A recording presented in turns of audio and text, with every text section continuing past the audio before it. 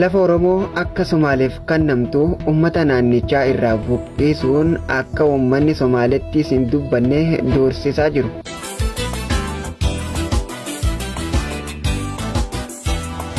Godina Harargee Bahaa aanaa Cinaksanii fi aanaa Jaarsoodha araddoota naannoo Somaaleetiif kennamaa jiran yeroo ammaa kanneeni.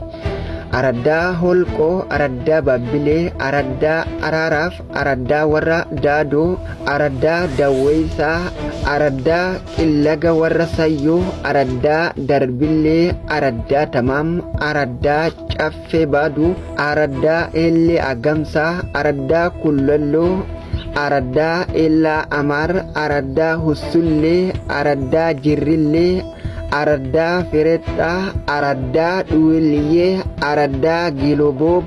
Araddoonni kunniin waggoota kurnan darban araddoota naannoo Somaaleetiin waraanamaa turanii amma garuu harka micciiranii mootummaa federaalaatiin naannoo Somaalee godhuuf deemaa jiran. Namoota jajjaboo uummata keessa jiran hidhatti guuruun akka hin dubbanne akka uummata hin kakaafne namni qawwee isaa manaa gadi baase akka qawwee irraa fudhatamtu labsanii jiran.